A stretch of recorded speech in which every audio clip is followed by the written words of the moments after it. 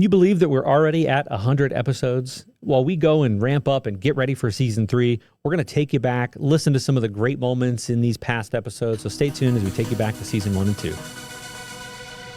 Hey, everybody, welcome back. I'm your host, Josh Lopresto, and this is the Next Level Biz Tech podcast. So today we are actually wrapping up the first series in season 2, and we're talking about managed services and how we're solving this tech talent issue that we've got going on with security and the broader technology landscape. So if you tuned in on the first episode, you heard Jason Stein, and he talked about what Telarus is doing overall from the practice and how we go to market and what we're seeing and the trends and things like that. And then we had one of our great suppliers on where Thrive came on and talked about all the things from a technical perspective, their products, where they're fitting, how they go to market with those, differentiators, all that good stuff. But today, we get to hear from what I think is really critical. We get to hear from the partner's perspective. So I got some good friends of mine. We've been spending a lot of time together lately. We got Brandon Ivey and Christoph Uhlig from EVOK Technologies. Gents, Brandon, welcome. Thanks for having us, Josh. It's really great to be here. All right. So let's kick this off. Brandon, I'm going to come to you first here. Part of my favorite story is how do you get started? Everybody has a different path. Some people super linear, some people do crazy windy stuff and end up in this world. I'm curious to hear how you guys got started in this. Absolutely. So it's kind of interesting. I think Christoph and I both have similar backgrounds and kind of went through similar trials and tribulations, if you will, through our career path. We both started out in entry-level sales jobs coming out of college, worked up the corporate ladder, led sales teams, became directors or VPs, and led overall go-to-market strategies and new logo acquisition sales. And interesting enough, neither one of us really wanted to be in management roles any longer, and we found ourselves starting at a cloud company on the same day in the same role. What was interesting enough for at least from my perspective is that we kind of hit it off from the get-go. I think Christoph may have had a difference of opinion, but he was like, hey, I want to be aligned with that guy. He seems competitive. And we fed off of that. And so what we did to begin with was we started interviewing all of the top reps at the organization, trying to figure out what was the secret sauce to be successful, right? And long story short, most of them didn't have a lot of positive feedback. It was, if you got lucky enough to be tagged to that right account that was growing, et cetera, then you had some success. So we kind of stumbled and went through some different challenges the first few months at that cloud company. And then we realized we needed a force multiplier. And I had some little exposure to what the channel ecosystem was, more from a competitive standpoint, based on where I was when I was leading a sales team. There was a channel, and so we introduced that. We started working with some regional players, and we started integrating that into our go-to-market strategy. And effectively, after 6 months at the cloud company, we took it to the executive team and the board and said, hey, I think this is what we need to do. We partnered. Christoph and I effectively partnered. We created our own business model within a business, if you will. And I think that's what's kind of allowed us to have the success that we're having coming up or at least kicking off this new venture 2.5 years ago. Love it. Christoph, any interesting door-to-door experience? I mean, I'm a vacuum guy. I don't know if you guys have, I think you know me too. I think we talked earlier and you teed that one right up. But no, just like Brandon, I think, we were willing to do what we needed to, learn the art of hard work and creativity. Yeah, we've both had, plenty of door-to-door opportunities to really grind. We've had some really unique creative opportunities in our career that took some critical thinking. But, all of that led up to the fact that I think sales and just working with people was really important to us. We wanted to help people solve problems. And, I know we're gonna talk a little bit about our business in a bit, but I think being so integrated into sales gave us a unique perspective to help us be more effective for our customers today from a procurement and buying standpoint. I often say, I think the best defense lawyers once were prosecutors and vice versa. understanding, the intricacies of the other side, really, really well allows us to, I think, serve our customers a lot more effectively. But yeah, I mean, to Brandon's point, when we got to this cloud provider, us realizing the power of the channel, and really what that force multiplier could do was, a game changer. It was like an aha moment for me, for sure, because I had zero exposure to the channel. And when we looked and we interviewed these, previous sales reps for best practices and what's replicable and what can we do to be successful here, the reality was they weren't closing new logos. They weren't getting in front of new companies. And, the channel gave Brandon and I that opportunity. That company's a channel first company now, by the way. So clearly the strategy works. I may be biased, but I think this is where the industry is going.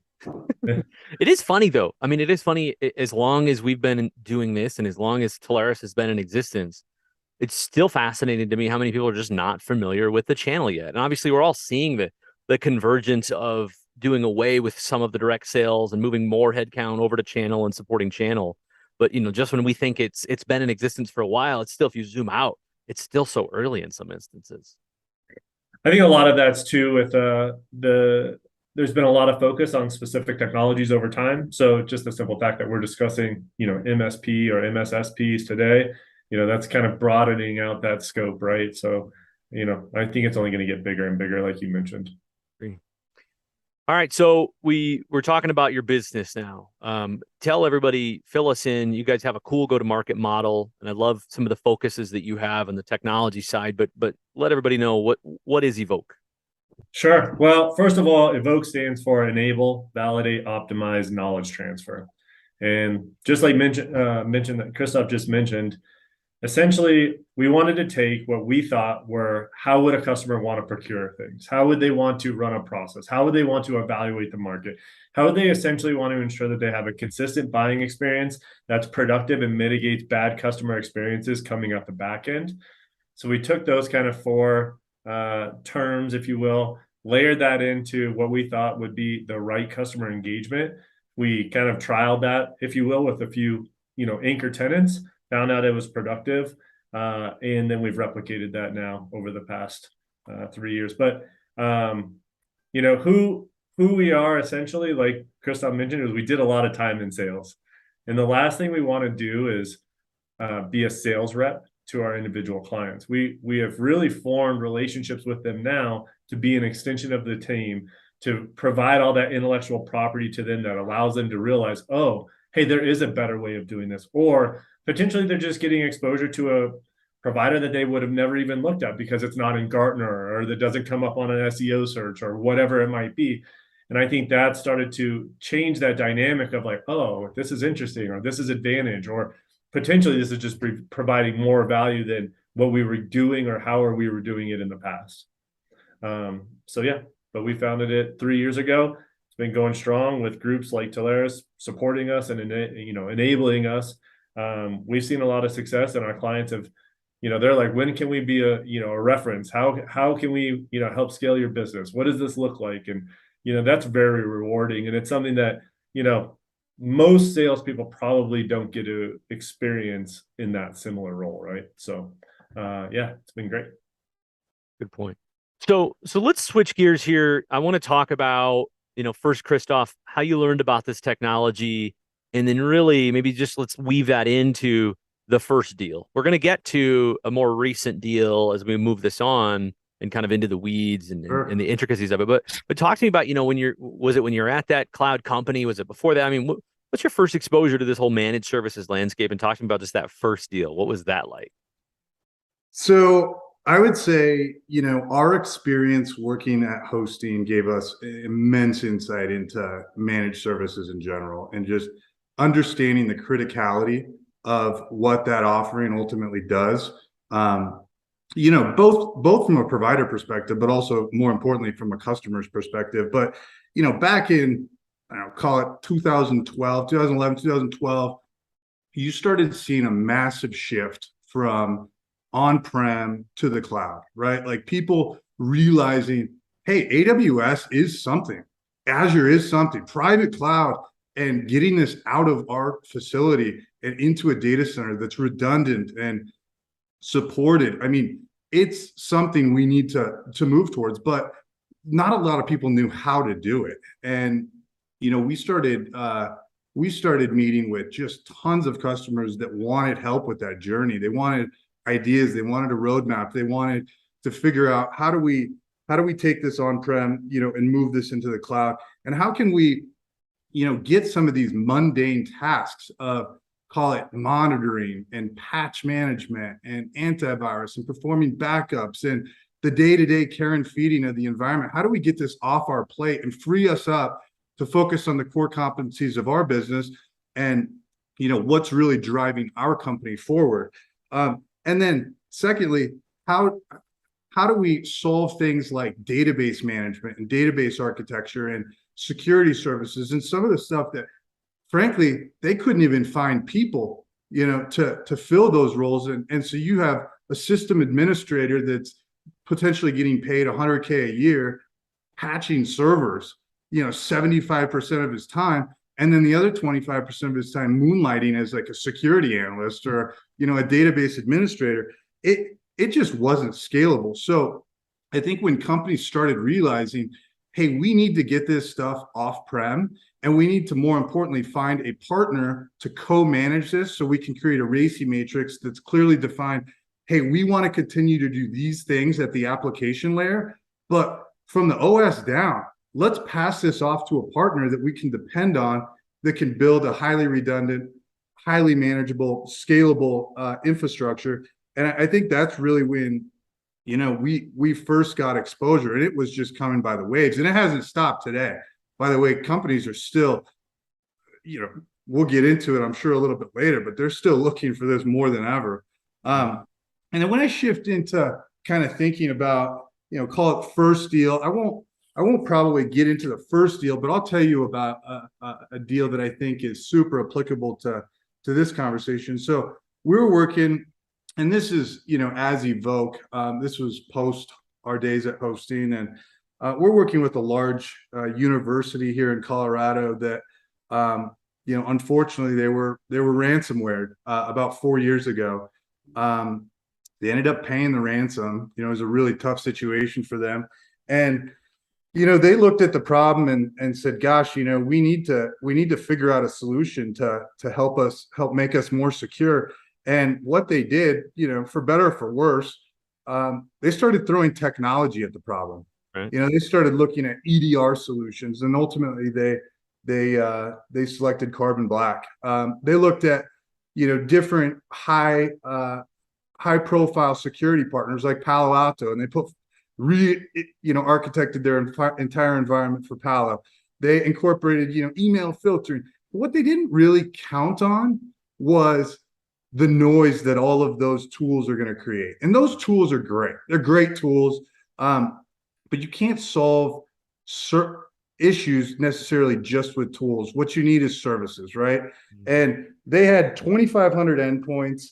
They had over 600 lab workstations across the university. They had over 200 VMs within their environment. And like I said, they were just getting noise. But really, I think what they figured out after just years of trying to solve this with patching tools and technology into the problem, they realized we need a SIM, we need a security operations center that's staffed 24/7, that has multiple shifts, that's constantly looking at our logs, constantly looking at our alerts, and we need a true MDR solution. We need, and the R of that, managed detection and response being the most critical aspect. We need a partner that can actually react on our behalf, can quarantine the environment, can be an extension of our team.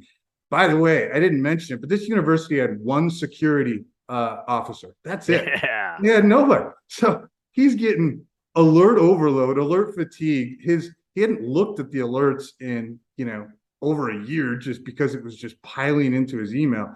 So for us to go out and really, find a partner, help run a competitive process that, not only did he get insight into what's available in the market, but, by our process, I think he was able to make the right decision for his organization, to really bring in a group that could act as an extension of his team and help deliver, on his behalf. And I'll tell you, the other thing that I want to comment on is, there's providers that exist out in the market today that have great technology, and they may struggle on services. They may be having service related issues, and that technology is only as good as the services behind it. It doesn't matter if it's the best in the world, upper right corner of magic from a technology standpoint, unless the service and methodology and approach is sound, it really means nothing. So. Yeah, you brought up a couple good points in there. I want to go back to. I'm curious. We always talk about, and I try to determine: are we in the middle of paradigm shifts? Did the paradigm shift already happen? Right. In hindsight, we all, we can see a little clearer when some of these things happen. When the bull market started, when the bear market started, all of that. But if you think back to the hosting days and kind of that, let's call it 08, 9, 10, 11 timeframe.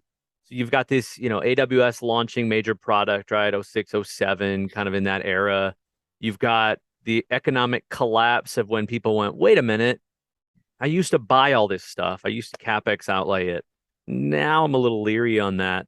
And there's the whole when AWS comes out, no, this is just for dev. It's never going to make it to prod. I mean, this is not the same uptime I can get in a data center. And don't get me wrong, there's places for gear in data center. I'm not disputing that. But I'm just kind of curious, is that about that time where you really felt that wave of when things shifted and people started really taking this seriously and said, yeah, we got to look at this, we got to look at it. And it's just that inevitable wave that hasn't stopped. Did it start around that time as well for you? I would say so, to a large extent. And cloud back in those days is kind of like what security is today. People use these blanket terms, security, and it's like, well, what does that actually mean? Like, Yeah. let's unpack that. There's a ton of ways you can go about, talking around security. And the same thing held true for cloud, I think, back then. They broadly said cloud.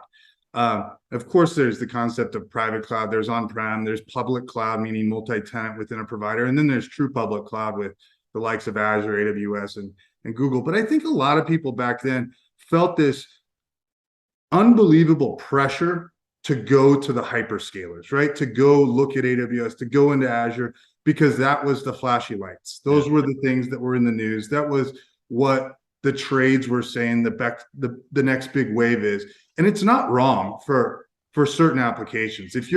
That's why startups were perfect for AWS and Azure and that, because they actually architected their applications in the hyperscaler cloud, and largely to a certain extent for the scalability of those. But what we saw was a mad rush to AWS and Azure, and then a pullback, back into private cloud, and realizing, like, look, DevOps may not be for everybody. It may, there's applications that are fairly predictable and have static workloads that still need, a certain amount of, managed services and support. But, not everything needs, there's not one size fits all for all of those environments. But I would say, it was about that time, to your point, that, we really started having those conversations and seeing that shift. Yeah.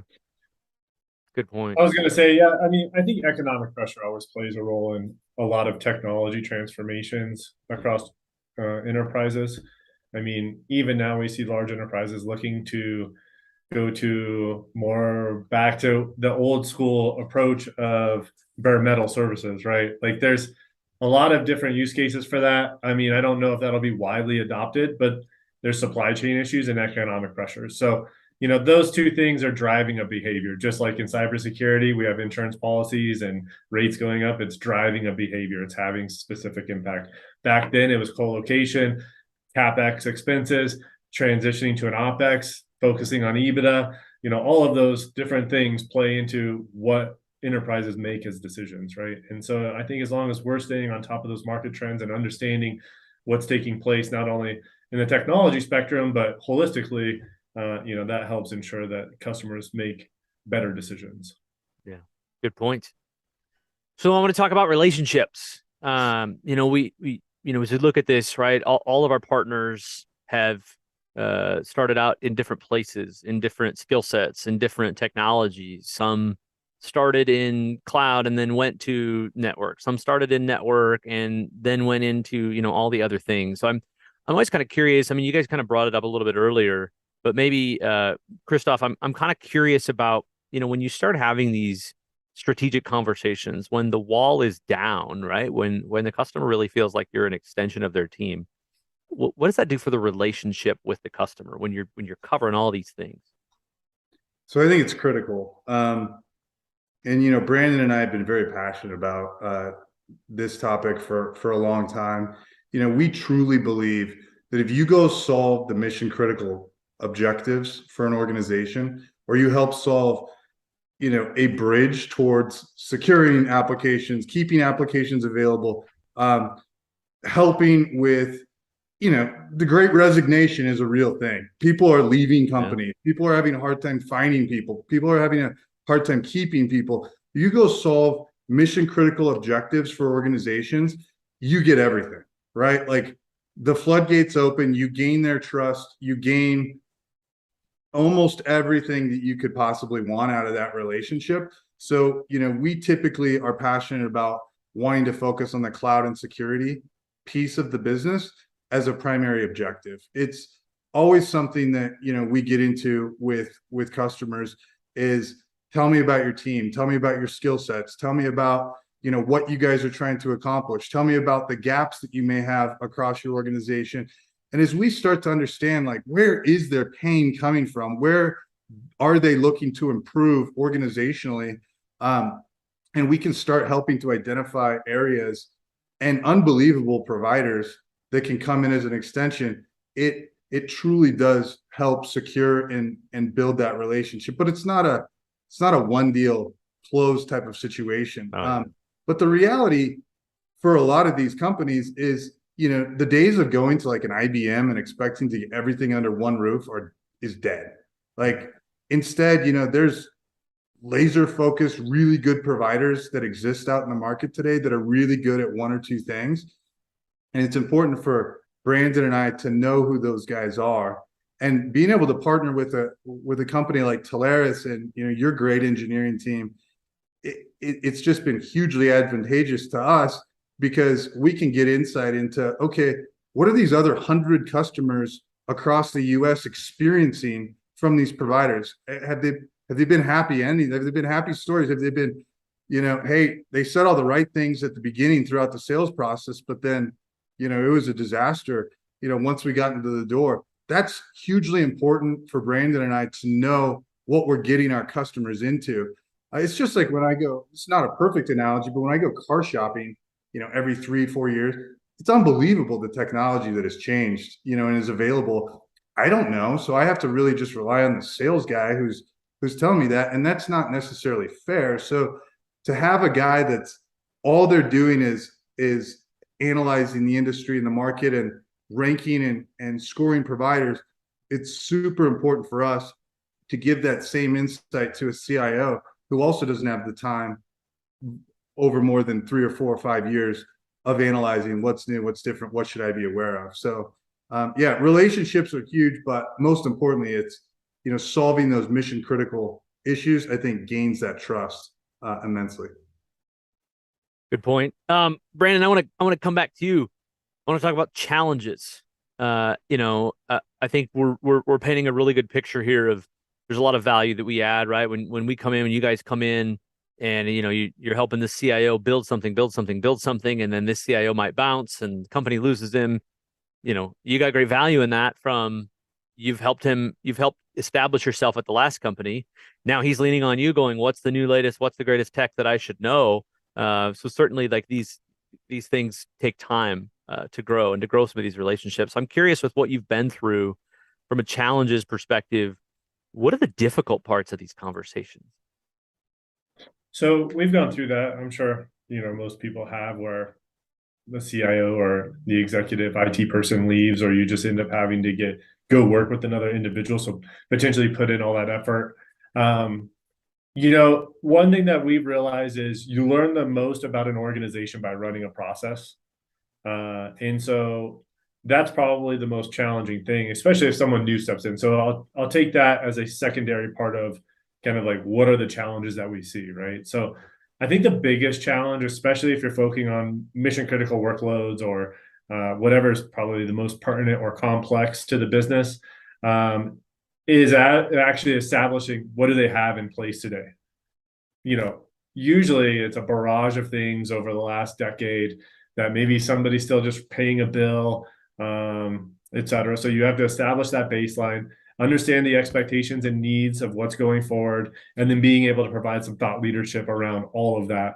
That's a very challenging process, right? And especially depending on if you have a non-technical executive, that can make it more challenging. If you have somebody who inherited just a number of different things, now you're picking through, it's like you're just having to dive so deep into something that potentially they don't have access to, they don't have information from, and then it leans into the providers, right? So now where we have to take it a step farther, and a lot of times those groups don't have run books set up, they don't have any kind of scripts put into place, they don't have any kind of diagrams or Visios or architecture references or security references, anything, right? It's just essentially they were sold a product at some point, it's been potentially implemented, they're paying a bill, and now it's it can be our job to figure out, well, we need to make sure that we check that box because you're either using it, not using it, or how is it applicable to the business, right?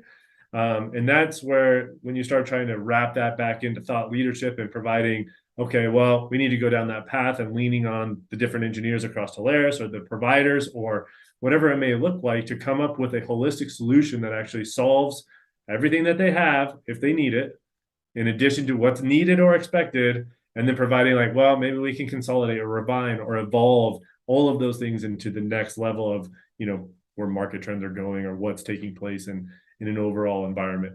And that's by far the biggest challenge. I mean, I think everybody probably experiences that. And, that kind of leans back into the relationship piece that we just discussed, where if you run that process with someone and you come out the back end where they're like, thank you, then you did your job, right? And you're probably going to get another opportunity. And that's our whole objective is we want to do our very best because then they're going to give us that next opportunity. If we do that, we get the next project, we get the next opportunity. If they move to another business, we get to follow them there. And so it's been very rewarding from that perspective. It's funny. We talked in the beginning about this whole channel thing where we feel like we've been doing it a while, but you bring up a good point that reminds me that I think the last people to really hear about and understand this channel are the customers. Well, they don't care, right? Why would they? But once they understand it, it's wow, I didn't know this existed, and this is amazing. Please help me. So it's been really cool to your point to see a lot of these go from, hey, I don't know who you are. I think I'm pretty cool working some of these, these technologies myself. I don't really understand quite where you can help me. Are you a middleman? And when they take that to your point, let us run a process. Let us help you with some of these mission critical workloads and applications, thinking through things that they hadn't thought through. There are sometimes those aha moments of you take it from I didn't need you to I can't live without you. Please look at this next project that we have coming in 6 months, 12 months.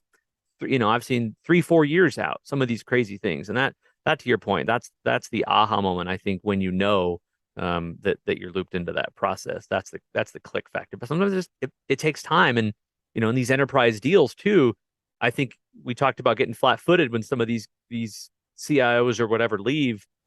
It just underscores, geez, now I got to know procurement. Now I got to know tech. Now I got to know business leader. Right? You just constantly trying to make sure that you know all the right people in the account. And yeah, to your point, it just takes time. You summed up exactly what we just discussed, right? I mean, I think we have a very large client here in Denver. It's I think 8,000 or 9,000 employees, and it was that exact same process, right? It was, I don't really understand it, or what value is this really going to bring? And essentially, we just said, let us run a process, and if you see value at the end of it, fantastic, and if you don't, we'll part ways. And I love the takeaway approach. That's like yeah. it's one of my favorites because it's just here it is. Look, we're so confident that this is going to work. If it doesn't, all And good. we've even had other organizations, they realize how much time, effort, data, things that we bring to the table that they paid us for these engagements, right? So there is real value. There is, a real model here. And I do think that the more that you run strategic processes and not just a transactional, like Christoph said, it's not just, you're not just going and selling something and then moving on to the next new logo, right? We truly are getting entrenched into that organization and becoming an extension of their team. So let's talk, Brandon. Let's talk an example here. Sure. What I like to get into this part of it really is, let's talk about what kind of environment you walked into, and what I really like to hear is, was it really what you were told it would be, or what you thought it would be when you really got into it? What did you find? What was the problem? What was the technology? And then ultimately, what was the problem that you solved? How did you do it? What kind of tech did you put in? And what was the outcome of all that? Sure. Well, we can talk about, here's a good example. We talk about relationships, things of that nature. I had a really good friend who I went to CrossFit with. He was in IT. Never worked with him when he was in IT, and I was on the sales side. When he landed as the CEO, as a COO at this new organization, I reached out to him and said, "Hey, this is what I'm doing," and he kind of had the similar conversation, like, I've worked with guys like you before, or I've worked with a big bar or something of that nature, and I was like, let's just run a process. Let's do some evaluations. Let's see if it proves out value. If it doesn't, we'll go from there. So he made an introduction to the director of IT, who is essentially the person that I needed to work with. Once we got into it, he was very apprehensive as well. He was like, well, why do we need to evaluate these things? I already did this 2 years ago, and we found all these different problems, right? And so, like Christoph mentioned earlier, we start at the cloud and cybersecurity. That's kind of where we start. This is where our focus is. First of all, it differentiates us in the market. Second of all, I don't think a lot of people are kind of leading with those conversations. And so he said, that's fine. Like, we could go through this exercise. I mean, I think he thought he already had this buttoned up, right? So they were in Colo. They're a SaaS company. They've had, they had outages. They had security vulnerabilities. They have a small IT team. They essentially have no care and feeding of that environment, or if they do, they're focusing a big portion of their time during that time on it when they can't focus on growing the SaaS company, right? There's just a plethora of challenges that they were seeing. And then cost was a big factor. And essentially, because he went out to market and he doesn't know what fair market values are. And a lot of the times when you get that first quote, or depending on what provider you go to, or what specifically, if you didn't establish that baseline really well, like, you can't just go get a snapshot of vCenter and take it out to market. That's not a good process, right? So once we kind of peeled back the onion and we understood all the different dynamics that go into it, we said, okay, well, I think you can definitely drive this to more of a private cloud environment. They're more cost economic from that perspective than going to a public cloud. Plus, you need an extension of your team based on your team size and all these things. And so we started extrapolating that and figuring out which workloads need to be highly available, have DR associated with them because of different compliance agreements and things that are in place. So they still kept some in Colo, actually. They have 1 or 2 racks now from what they currently had, but they moved the other 89 servers into a cloud environment and started leveraging a managed service provider. That's part of the Telarus ecosystem. They're a phenomenal group. We've had great success with them. And, at the end of the day, it's very transformational from a couple things, at least from an executive perspective. Now they don't have reputation. Some of their clients are very large clients, household names, if you will. So no more outages, right? They're highly available. It's transformed their reputation from that perspective. They've actually layered on some of their talk tracks about how this technology enables their end clients, right? So they sell a SaaS platform. It's a POS.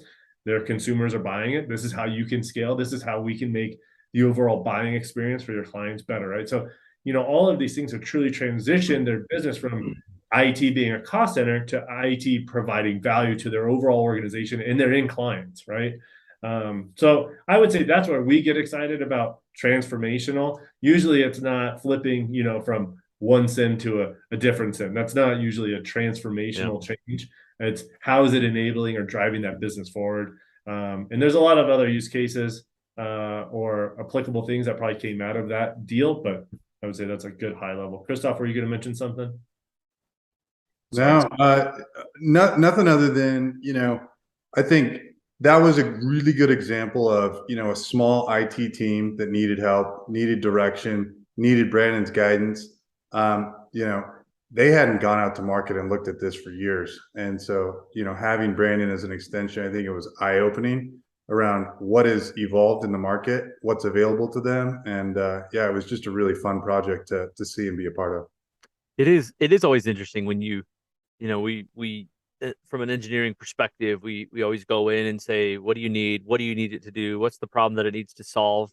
And then when we ask that question of, okay, but if you could do this, if you could evolve your application, if you could go do this, your competitors are doing this. If you could do something like that, or have a leg up, would that be game changing for you? And I think you get them to think differently, because sometimes they just think, I'm just never going to get to that, or I don't know that it's possible. Or to your point, we looked at it 2 years ago and it wasn't possible.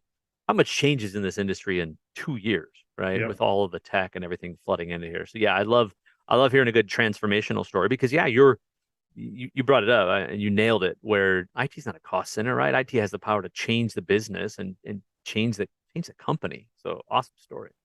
Yep. All right. Christoph, I need you to wrap us up, take us home, man. I want to hear, if I'm a partner that's listening to this, and maybe I haven't ventured as deep into cloud or into security. And we talked about kind of where you started. We talked about some of the difficulties that you guys have been through in these conversations, but maybe just talk to me about people that aren't comfortable with this or haven't stepped into it. What's your advice? What are you recommending in that, right? Because not just for now, but as this continues to evolve in the future. Sure. Yeah, I mean, honestly, I think I'd take a step back and come to the realization that this isn't that complicated, right? Like, don't get too caught up in the technology. Don't learn about every single EDR solution or every single cloud solution or every single infrastructure solution. Just have conversations with the business team and leaders within an organization. Get to know their team, get to know, I said this earlier, but I mean, I think it's a super important point. Get to know, what are the skill sets? How big is the team? Where are the gaps that you have, whether it's infrastructure, security, network, database. It doesn't matter. Just get to know, like, where are the gaps. I mentioned it earlier, but this idea of the great resignation, this thing is real. Like, people are struggling to find people. And do you know where most of these people all are? They're at providers. And they're at providers because they're super smart. Not that, the people down in the trenches aren't, but they're really good, highly skilled professionals that want to work with hundreds of different customers and have unique challenges every single day to solve. They're not working for one company. And because those guys are typically getting kind of bored. And so get to know the company, get to know their challenges, understand, what are they looking to accomplish? Where are they looking to go? What are their core competencies? And how can you bring solutions and ideas to the table that free them up to focus on those core competencies? That's really it. Talk about the business, get to know what their ideal outcomes are, and generally positive, good opportunities of ways that you can assist, come right out of that. And lastly, I'm preaching to the choir, but lean into Telarus, right? Like, get to know the team, get to know the channel managers, get to know the engineering team. We greatly appreciate the support that, you folks have brought to us as an extension of our team. We can't be experts on every single technology. We can't be experts on every single conversation. And just knowing that, we can bounce ideas off you. You don't even have to be on every customer call or any customer calls for that matter, but just being a soundboard to us as we work through just different, talk tracks internally. We just want to say we're grateful to, you and your team, Josh. You guys have been great. And yeah, that's my very basic advice for somebody. Just dive in. I love it. I love it. And you brought up a good point. I was reading a stat last night that makes this a math problem, right? The title of this podcast is "How in the world are we going to ever solve for this whole talent shortage in tech?" And it was starting before the Great Resignation. Now it's just gotten ultimately so much worse. But from a security perspective, right, we talk about the great security certification, the CISSP, it gives us a great holistic view on how security impacts the business, not just technology. And it focuses on all these different domains. There are roughly 90 to 100,000 certified CISSPs in the United States. And there are 20 to 30,000 job openings that require a CISSP. Now, I'm not a math expert here, but to your point, where that talent is, we know where that talent is, and it's at that supplier side. So yeah, you guys are dead on. I think you guys are out there. You're crushing it, recognizing that this is where the talent is. And you guys have done a phenomenal job of mapping all that, and appreciate the kind words. Just appreciate the opportunity to work with you guys. So no, it's been awesome, and we're excited to continue where this goes. So Christoph, I appreciate you bringing us home, and thanks so much for coming on today, man. Josh, thanks for having us. We had a great time, and look forward to doing this again in the future. Brandon, you as well. Appreciate you coming on. Thanks. I know you guys got a lot going on, so thanks again for spending time with me, man. Thanks, Josh. Okay. All right, everybody, that wraps us up. I'm your host, Josh Lopresto, SVP of Sales Engineering at Telarus, and this is Next Level Biz Tech. Next Level Biz Tech has been a production of Telarus Studio 19. Please visit Telarus.com for more information.